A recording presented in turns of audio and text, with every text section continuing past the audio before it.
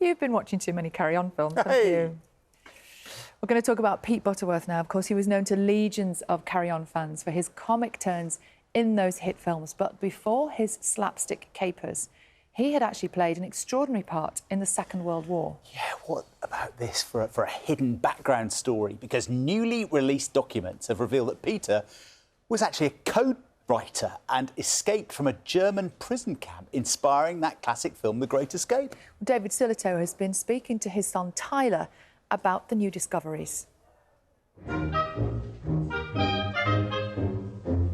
The National Archive and an exhibition of the documents telling the story of World War II's prisoners of war.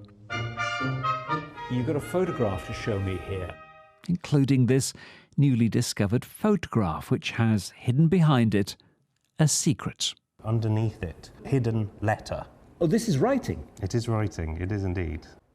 The photo, sent by prisoners, had a secret message in minuscule writing. And the exhibition reveals more about the men behind all of this, including one who went on to become a famous face in British cinema.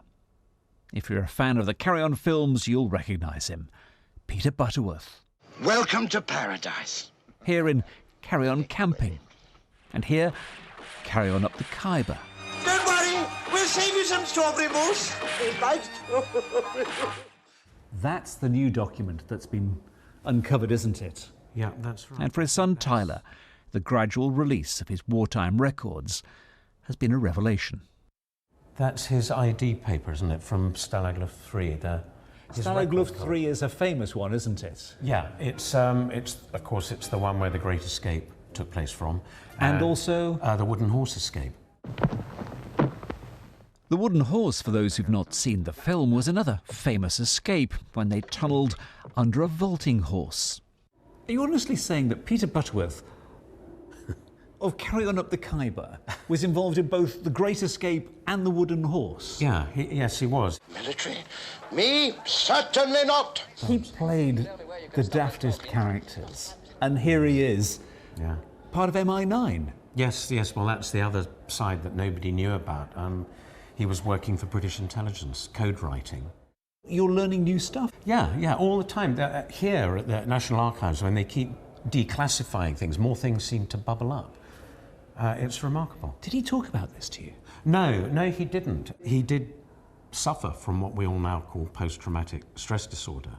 But I didn't, obviously he never said this to my sister and I, but my mother told me about it, about things that happened, especially when they were married, right at the start of their marriage after the war, where he'd suddenly leap out of bed at night and throw himself on the floor and start hiding.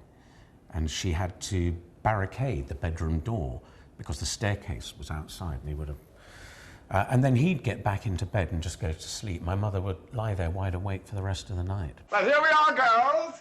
And for fans of the Carry-Ons, it's worth noting there was another prisoner in Stalag Luft 3, Talbot Rothwell, who wrote the Carry-On scripts. The humour kind of had its kind of start, its kernel, in this place, surrounded by watchtowers and guard dogs, but they worked out what made guys laugh. Captain Keane. And that was the funny thing. Dad played these kind of bumbling characters that was always getting things wrong. And there's this complete flip side of this man that was totally focused, writing code, working with his friends who were tunnelling on the other side of the compound, of the North Compound. Repent ye before it is too late. Having been through what he'd been through, I'm not surprised he had all sorts of different things going on in his mind and in his life. I mean, my mother told me that when they first bought the house that we grew up in, Dad would religiously put on a dressing gown and walk round the garden in the morning, every morning, because he could. Because here, he couldn't. And those are the sort of things he brought back with him. But I didn't know about all this till he was dead. So when he was growing up, Dad was just an actor in some gloriously daft films. 50 years on, Tyler now knows rather more about his famous father. David Sillitoe, BBC News. What a story. Incredible. What a brilliant story. Yeah.